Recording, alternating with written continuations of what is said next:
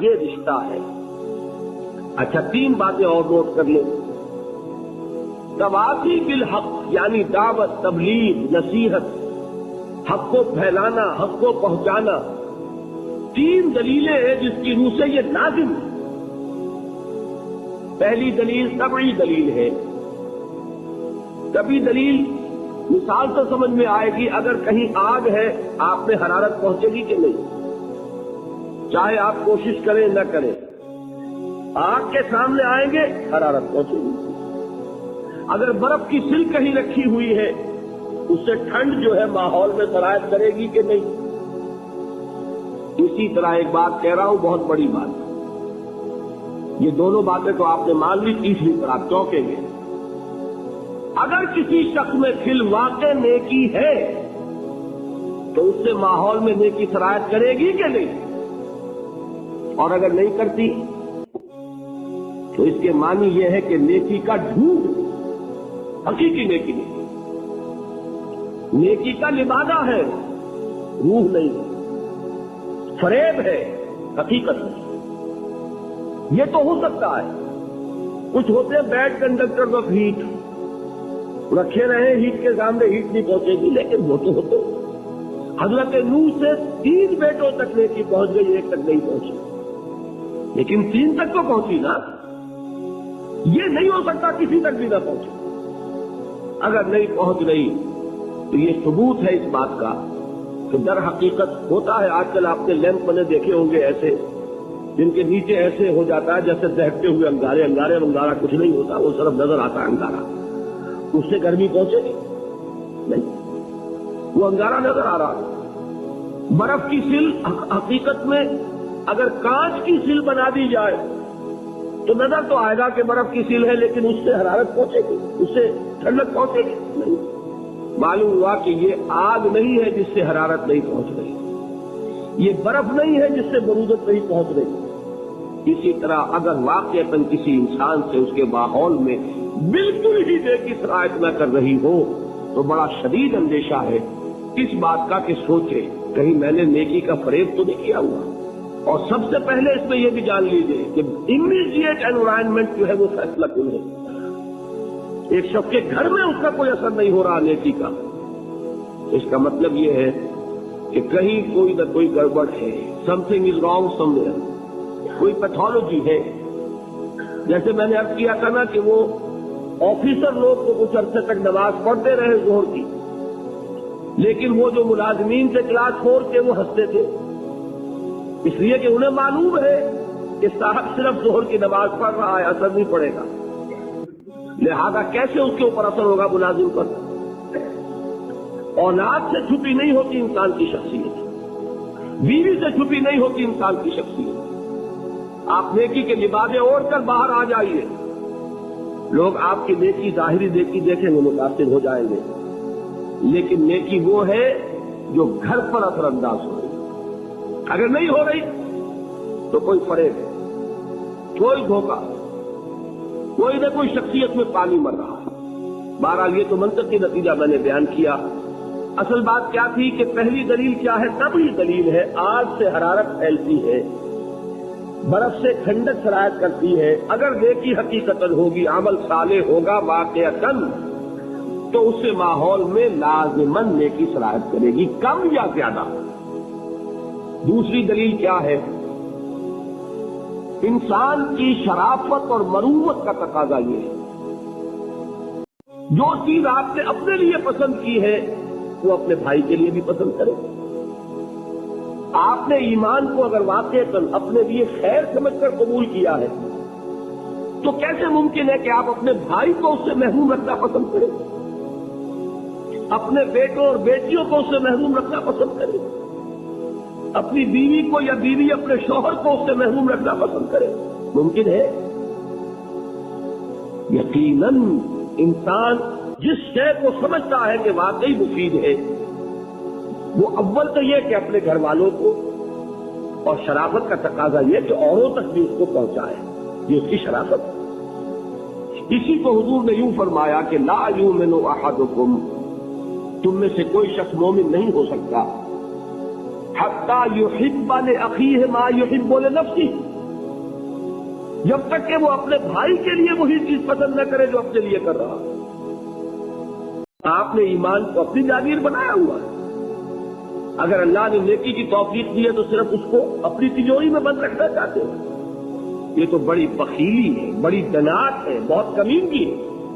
شرافت اور مروت کا تقاضا تو یہ ہے کہ اگر کوئی خیر، کوئی نیکی، کوئی بھلائی عقیدے کی، عمل کی آپ کو نصیب ہوئی ہے، آپ اسے شیئر کریں، لوگوں کے ساتھ بانٹیں، لوگوں کو اس میں شریک کریں، اسی کا نام تواصی بالحق ہے یہ نہیں۔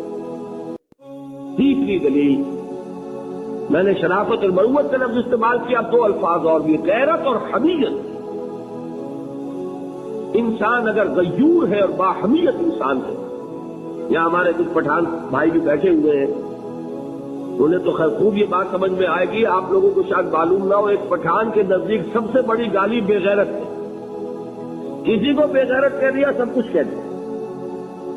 یہ بے غیرتی جو ہے، اس کو بات سمجھ لیجئے کہ اگر کسی شخص کے اندر حق کی حمیت نہیں تو وہ کیسا انسان ہے؟ بے حمیت، بے غیرت۔ میں یہ حدیث آپ کو سناؤں گا جو لرزا دینے والی حدیث ہے، جس میں کہ غیرت دینی کا حضور نے نقشہ کھینچا کہ اگر کوئی شخص خود نیک ہے، خود بہت دیندار، زاہد، عابد، لیکن یہ ہے کہ وہ دیکھتا ہے حقوں کے مغلوب ہے، پامال، حق کی دھجیاں بکھر رہی ہیں، شریعت کا مذاق اڑ رہا ہے، دین کا قانون سرعام توڑا جا رہا ہے، اور اسے کوئی احساس ہی نہیں ہوتا۔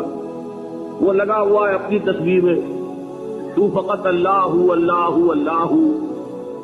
اس شخص کا دین میں کیا حکم ہے وہ دو حدیثوں سے سمجھ لیجیے، بلکہ ایک ہی حدیث اس وقت کفایت کر جائے گی، وقت کم ہے۔ حضور فرماتے ہیں، یہ حدیث قدسی ہے، حضور فرماتے ہیں او اللہ عز وجل الی جبرائیل علیہ الصلاۃ والسلام، اللہ تعالیٰ نے حضرت جبرائیل کو حکم دیا کس بات کا؟ انقلب مدینۃ کذا و کذا باہلھا، فلاں فلاں شہروں کو، بستیوں کو الٹ دو اس کے رہنے والوں سمیت۔ یہ اللہ کا وہ عذاب ہے جو پوری قوم کی ہلاکت کے لیے، جیسے قوم لوط اور قوم ہود اور قوم صالح جس طرح برباد کی گئی، ختم کی گئی، ویسا عذاب کا حکم اللہ نے دیا کسی بستیوں کے بارے میں۔ قال فقال، حضور نے ارشاد فرمایا کہ اس پر حضرت جبرائیل نے عرض کیا اللہ کی بارگاہ میں، ان فیہا عبدک فلانا لم یعصک طرفۃ عین، اے اللہ میں فلاں بستی کو الٹ دوں، اس میں تو تیرا فلاں بندہ بھی ہے جس نے کبھی پلک جھپکنے جتنی دیر بھی معصیت میں بسر نہیں کی۔ اب نوٹ کیجئے الفاظ، یہ طرفۃ عین عربی میں کہتے ہیں نگاہ کا ادھر سے ادھر ہو جانا، کچھ وقت لگا اس میں، ہم اس کو محاورے میں کہتے ہیں پلک جھپکنا، مفہوم ہے کہ اتنی دیر بھی معصیت میں بسر نہیں کی۔ کہنے والے کون ہیں؟ جبرائیل۔ کیا جھوٹ بول سکتے؟ مبالغہ کر سکتے؟ کرائے کے وکیل نہیں ہے، جبرائیل ہے، اور کہاں کہہ رہے ہیں؟ اللہ کی عدالت میں، جہاں ابو جہل بھی جھوٹ نہیں بول سکتا۔ قال صوابا، وہاں تو ابو جہل کو بھی بات صحیح کرنی ہوگی۔ اب اگر یہ بات ہے تو ذرا تصور کیجئے ایک شخص کی ذاتی نیکی کا، جس کے بارے میں جبرائیل کی گواہی بارگاہ خدا بندی میں یہ ہے کہ اللہ تیرے اس بندے نے تو پلک جھپکنے جتنی دیر بھی معصیت میں بسر نہیں کی۔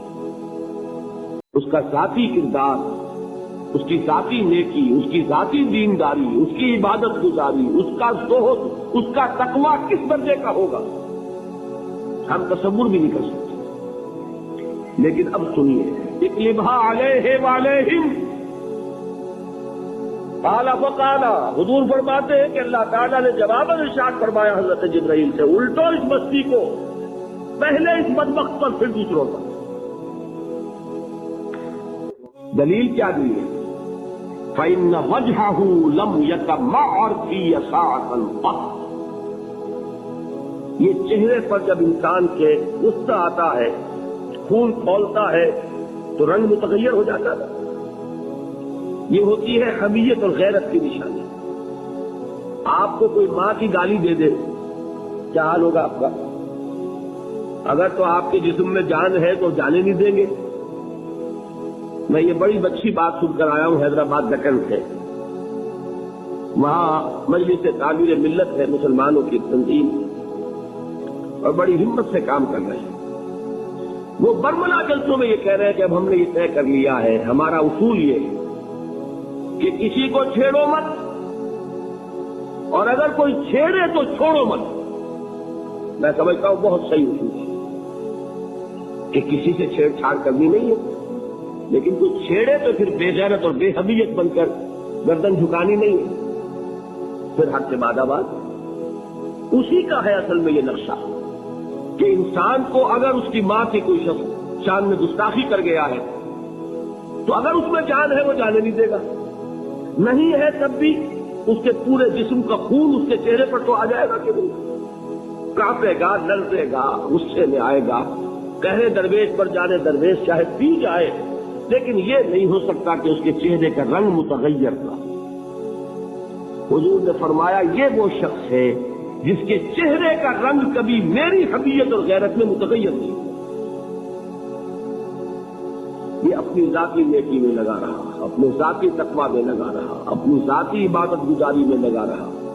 اس نے دیکھا نہیں کہ حالات کدھر جا رہے ہیں، اس نے دیکھا نہیں ماحول کا رنگ کیا ہے، اس نے دیکھا نہیں کہ کیسے جو نواہی ہیں، جو منہیات ہیں، جو اللہ تعالیٰ کو ناپسند چیزیں ہیں وہ پھیل رہی ہیں، منکرات کا اضافہ ہوتا چلا جا رہا ہے۔ یہ لگا رہا اپنی ذاتی نیکی میں۔ یہ تین دلیلیں ذہن میں رکھیے کہ جیسے ہم نے کل سمجھا ایمان حقیقی ہوگا تو عمل لازماً درست ہوگا، اسی طرح اگر واقعی نیکی ہے اور حقیقی نیکی ہے، نیکی کا فریب نہیں ہے، نیکی کا لبادہ نہیں ہے، تو اس نیکی سے تواصی بالحق، دعوت اللہ، خیر کی تبلیغ، امر بالمعروف، نہی عن المنکر، یہ ساری چیزیں لازماً وجود میں آئیں گی۔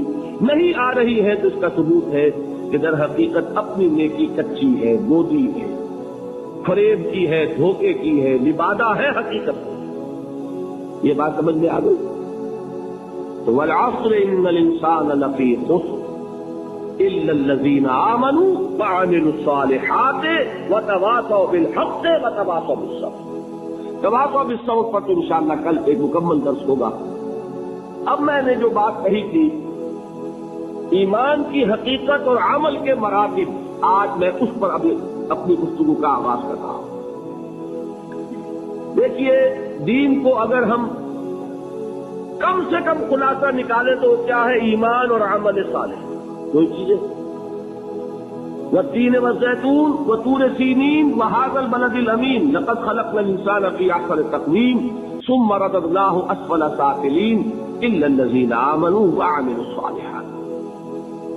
میں یہ چاہتا ہوں عمل کون کون سے مطلوب ہے، یا اسی کو یوں کہیں گے ایمان کے عملی نتائج کیا ہیں، یا اسی کو یوں کہیں گے کہ ہمارے دینی فرائض کیا ہے، آج اس کا ایک مکمل نقشہ ذہن میں جما کر اٹھیے اور اس کی اہمیت کیا ہے۔ دیکھیے سادہ سی مثال ہے، میں کل شاید آپ کے سامنے مثال بیان کر چکا ہوں کہ ایک شخص کو کہیں ملازم رکھا گیا اور اس کی 10 ڈیوٹیز اس کو بتائی گئی، بدقسمتی سے 7 یاد میں نہیں، صرف 3 یاد رہی۔ وہ مخلص بھی ہے، محنتی بھی ہے، لیکن ظاہر بات ہے کرے گا صرف 3 کام، چوتھا تو کر نہیں سکتا، یاد ہی نہیں اسے کہ یہ میرا فرض ہے۔ نتیجہ کیا نکلے گا کہ وہ ملازم رکھنے والا جو ہے امپلائر، وہ تو اسے سمجھے گا کہ نکما آدمی ہے۔ ٹھیک ہے 3 خانوں میں تو بہت کچھ ہے، 7 خانوں میں 0 ہے۔ یہی خطرہ ہے ہمیں اگر ہم دین کے فرائض کا صحیح تصور اپنے سامنے لیں۔ وہ دین کا فرائض وہی عمل صالح ہے۔ اس کے لیے میں آج آپ کے سامنے جیسے میں نے وہ تمثیل بیان کی جو حدیث میں آئی، ایک تمثیل اور رکھ رہا ہوں کہ اس کا نقشہ ذہن میں جما لیجیے۔